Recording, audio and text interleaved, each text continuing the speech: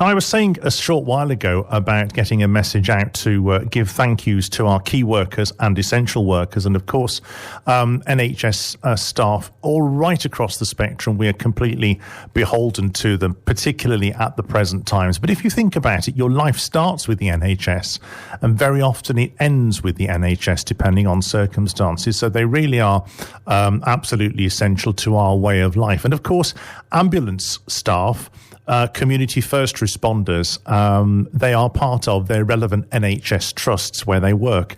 And obviously volunteer paramedics like St John and Red Cross, for example, for two of them, also play their crucial part as well. But did you know in 2018, 432 physical and 634 verbal assaults, that's a total of 1,066, were recorded against ambulance staff within the West Midlands alone. So that's just here right across the West Midlands. That's not any further.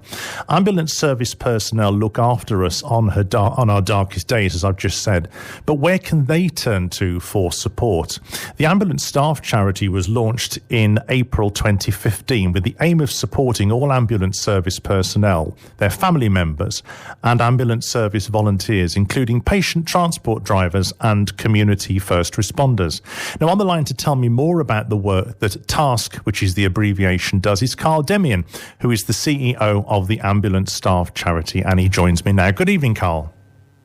Good evening, Clive. Thank you very much. Thank you for inviting me onto the show. No, not at all. Thank you for spending your Friday evening with me. Now, tell me about TASC's history and where it all began. Well, I think, as you said earlier, we were formed in 2015 as a charity and grew out of what was originally called the Ambulance Services Benevolent Fund, which itself was founded in 1986 and was set up to look after retired members of the ambulance community, and at the time only supported the financial well-being of those retired members. We were launched in April 2015 because it was recognised that there was a growing need to add additional support for the mental, physical and financial well-being of all the ambulance staff, and it's really great that you touched on all of the community first responders, the people who work for St John's, British Red Cross, and many of the volunteers that work on patient transport services as well. So we came along to do that, and today we provide our services across England, Scotland, Wales, Northern Ireland, the Isle of Man, Guernsey and Gibraltar. Gosh, so you're very, very far flung then, really. So over the past 12 months then, Karl, the charity has been growing and developing brand new services as well as building on your existing support services. Tell me about these developments and some of the ingredients that make up part of your key roles. Well, the main growth we've done in the past 12 months has been around expanding what we call our physical rehabilitation and wellbeing support services. This is where we will provide physiotherapy local to where the ambulance people live, to enable them to basically deal with many of the ailments, often not work-related, but can actually prevent them from working. And the number of those cases we helped was 3 times greater than in our previous year.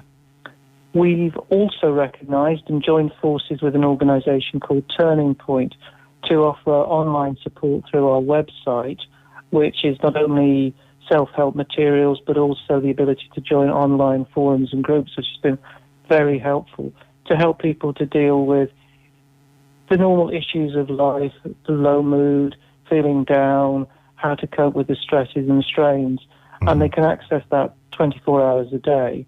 And since we launched it in October last year, it's been accessed over 500 times and repeatedly many times as well by individuals. So very pleased with that. We've also begun to expand the support we provide to people with financial problems and debt support. We still deal with a lot of retired people who've had to give up work because of physical or mental issues that they've experienced. And so far, since January, we've been doing that work. We've managed to secure £40,000 additional benefit over the course of a full year for the people we've helped so far. And we've also, in late 2018, we changed our constitution so we were able to help the community first responders. Mm-hmm. These are people trained in first aid, volunteers often in the community, who will be the first to respond and use defibrillators and help keep you alive till the ambulance gets to you. Sure. Now, I mean, you're able to facilitate an intensive residential physical rehabilitation program for ambulance staff.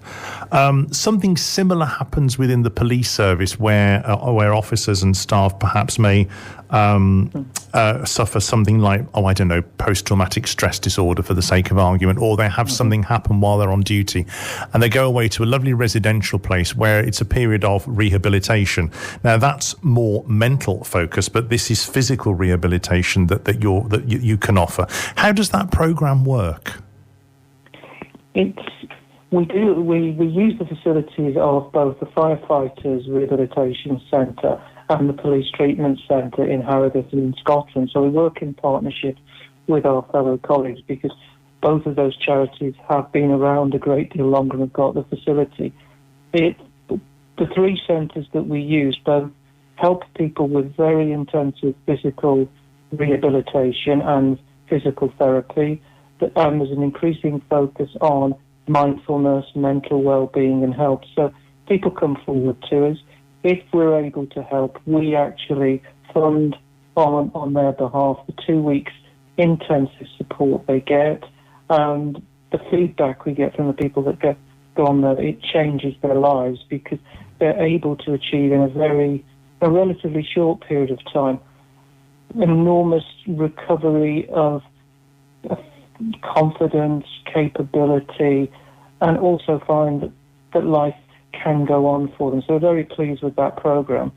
And we're looking to expand that post-COVID because those centres are actually, as you would appreciate, are closed at the moment. But we're going to look in partnership with the police treatment centres, offering wellbeing weekends to help many of our hard-pressed ambulance staff to get some time away, time to reflect, and actually do physical exercise, build themselves back up, but also to build bonds and partnership and help them to get over the stresses and strains that have been particular to the situation we're currently facing. Sure.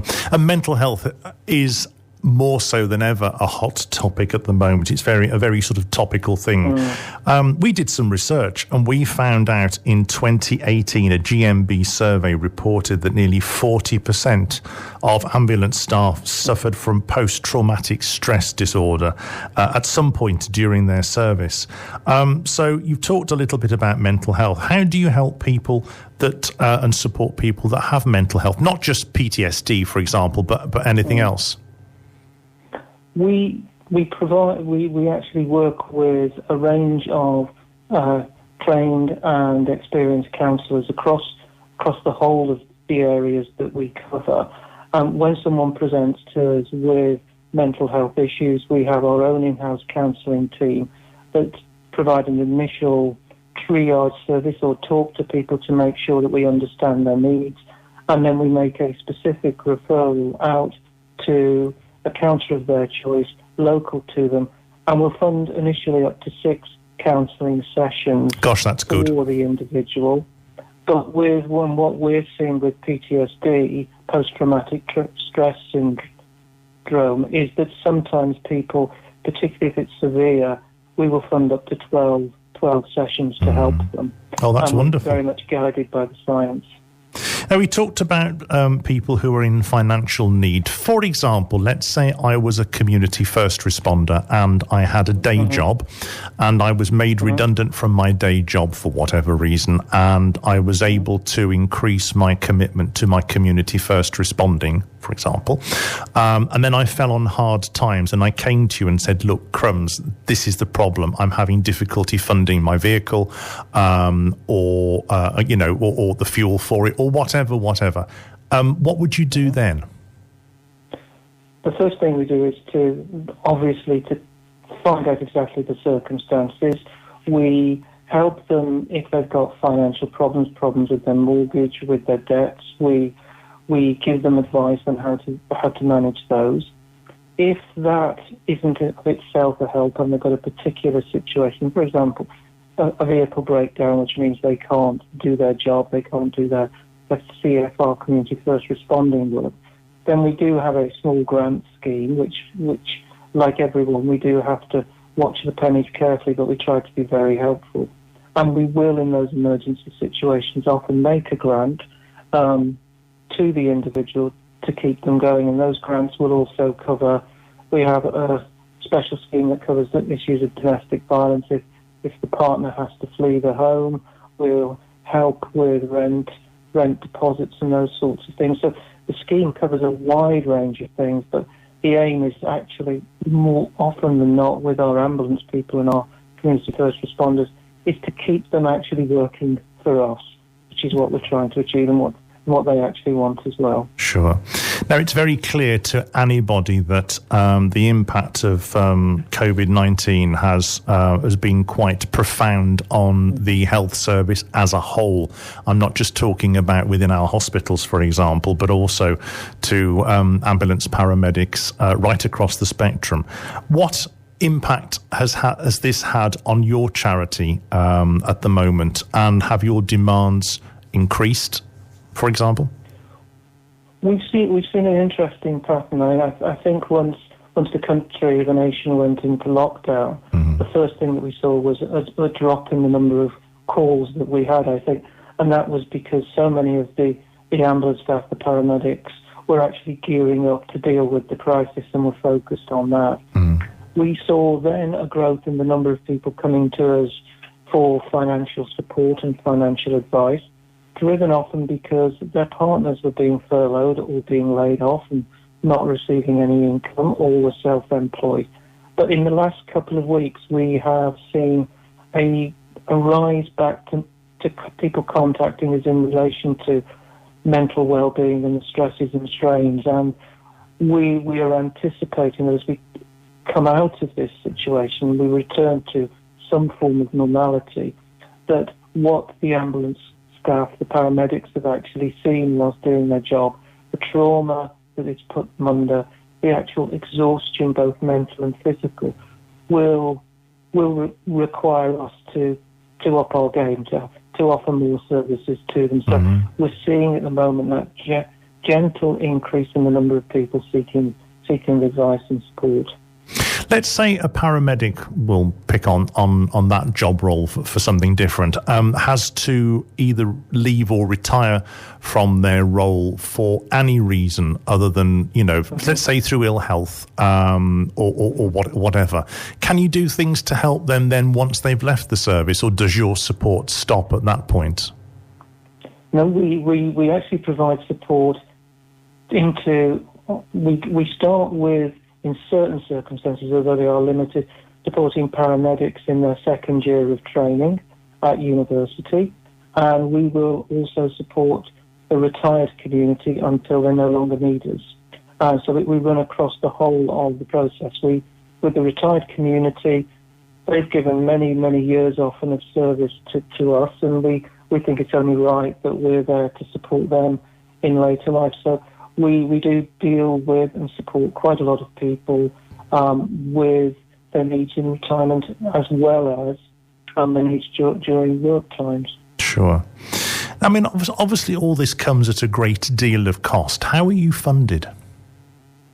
We're funded. We were set up initially. We get funding from the government, from the Department of Culture, Media and Sport, which gives us a grant which covers us.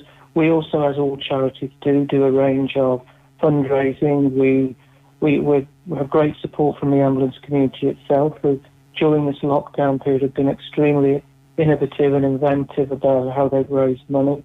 We're having members of the public, particularly during this time, who have been setting up Just Giving pages in memory of family members they've lost. Some have raised over £8,000 for us through those Just Giving, having previously not heard of us or had contact with the ambulance community.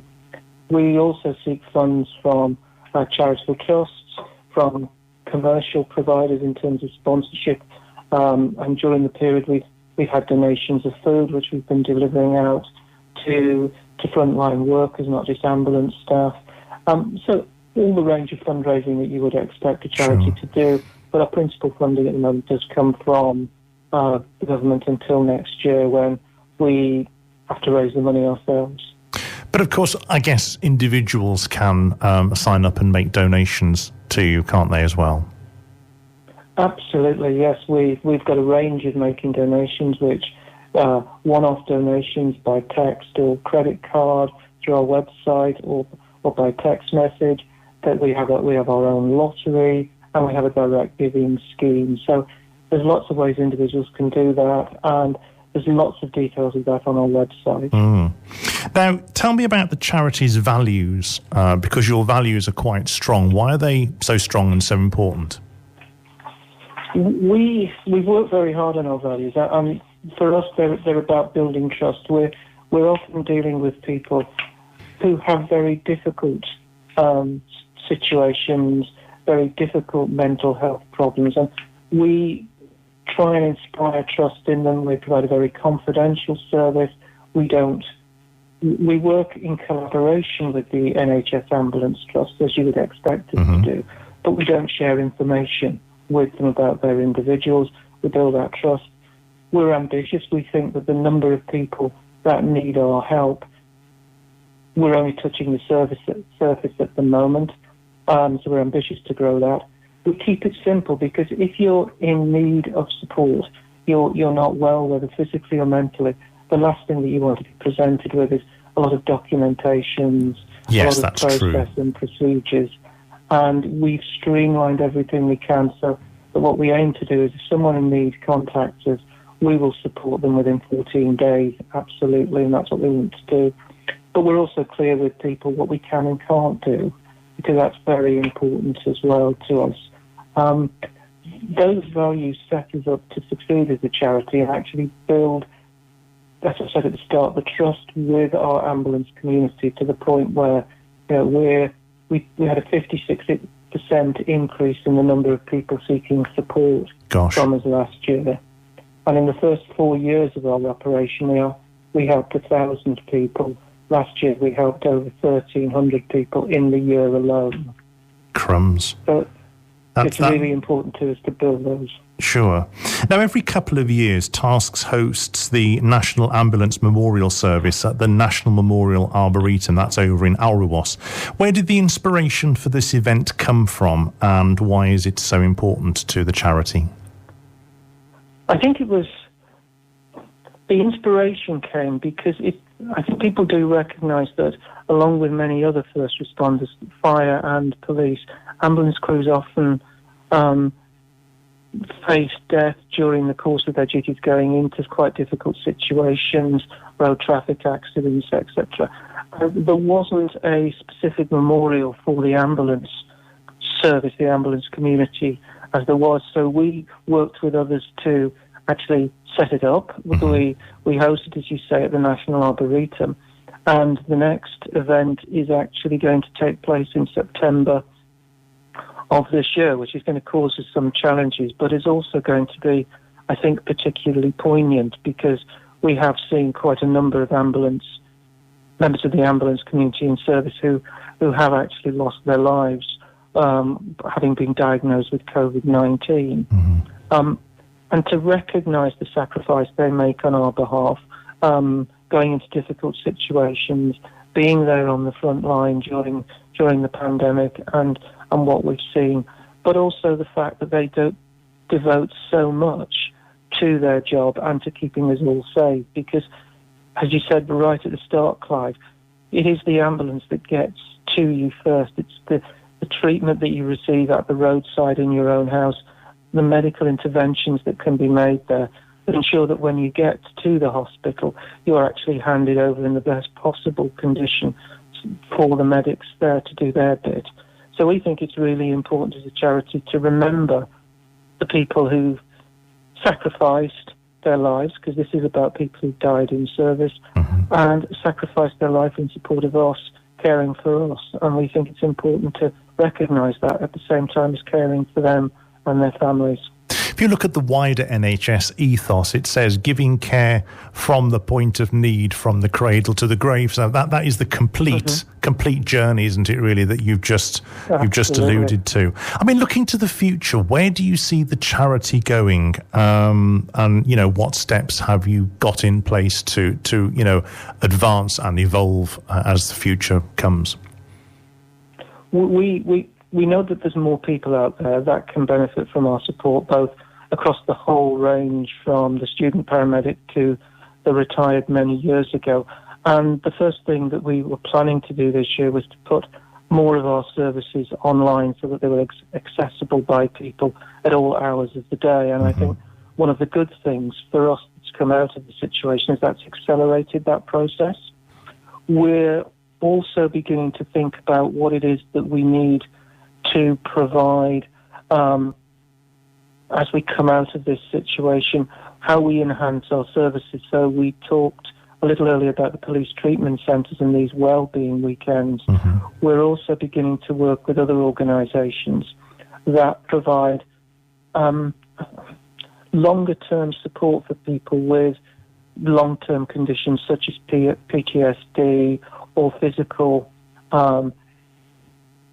well-being issues, where they actually challenge them, get them back doing things, get them back on their feet and help them to form networks.